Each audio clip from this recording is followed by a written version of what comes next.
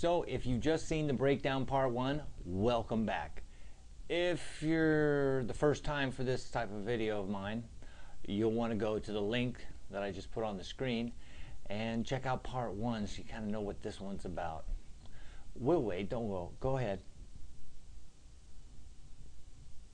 Have they gone yet? Good, they're gone. All right, now it's time for breakdown. Part two.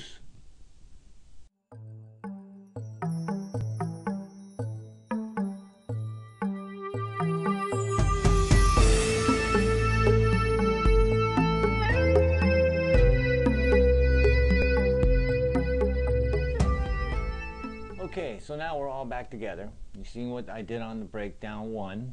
Told you what my letter was to her. Now I'm going to read you the chapters because I put things in different chapters to kind of help them get along.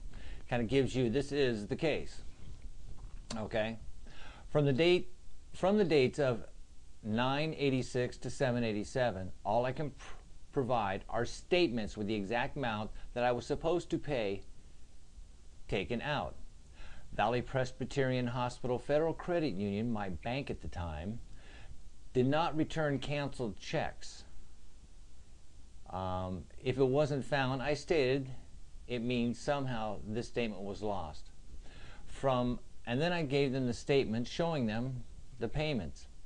From September of 1986 to July of 1987, except for 2 months, I paid $175 a month.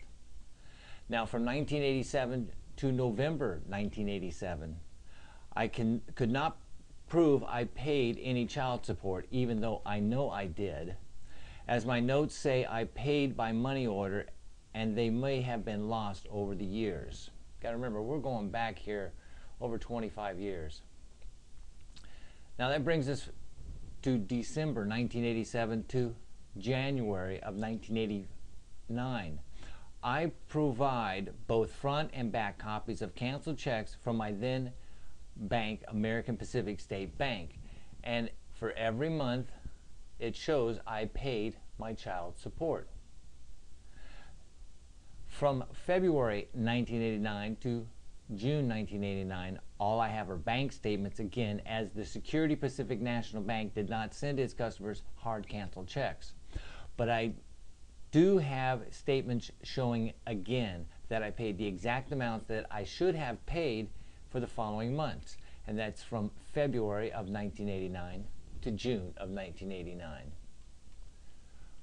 From July 1989 till December 1989, no child support was paid, as my payments were being returned by the post office as moved. I contacted DCS worker Gertrude Daly and informed her of this problem during August of 1989. She informed me that she would look into it. In September 1989, I called again and had to leave a message. Same for October 1989 and November 1989. In November 1989, Ms. Daly called me, and apparently my ex-wife had missed her last few appointments, which I imagine they're once a month, and wanted to know if I knew where she was now living. Ms. Daly had been to her apartment and was told that she had moved months earlier. You know, like when I had originally talked to her on the phone and told her. In December 1989, my ex-wife and my son were found, and my son was sent to a group home. Why not me?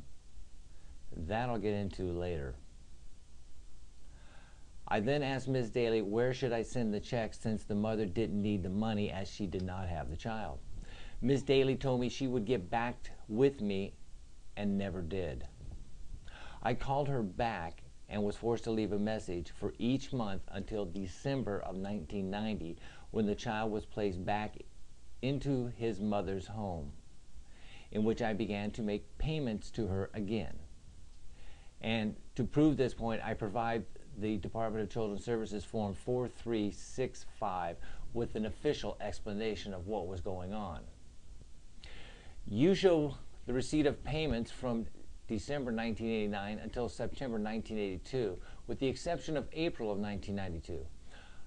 I'm assuming you don't need to see copies of the canceled checks for these months, but I do have them if you need them.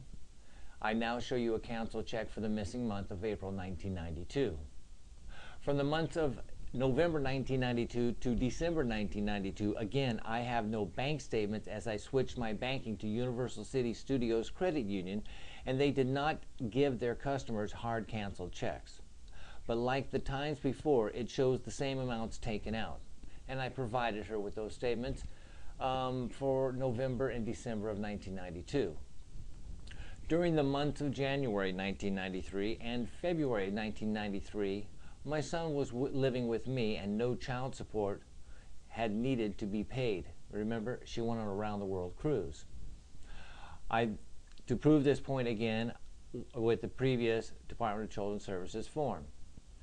From March 1993 until June 1993, I again have to rely on bank statements from Universal City Studios Credit Union, and I provided those. On June 1993, the courts awarded me living physical custody, so again, why should I be paying child support? If anything, she should have been helping out, but I didn't want to push my luck, as I was just happy to have my son back and try to repair all the damage that he had endured, which in the long run I don't think I did. On or around July of 2000, my son passed his GED, and by the original divorce settlement, my child support obligation should have ended then. As proof of this, I provide a signed court order from Judge Robert D. McLogan, and no, she never moved to Florida. Actually, she would constantly disappear for months on end, so she really never enforced her visitation. And that has something to do with the court order in case my ex decided to go on and move to Florida. We had a special arrangement, but I was given full custody. And that's pretty much all the information that I've given them. And again, as we know now, it all got screwed up because she can't do anything. Her hands are tied by the laws. She can't mention it to somebody, say, hey, you know, this guy's getting screwed, because they would lose money. It's all about money.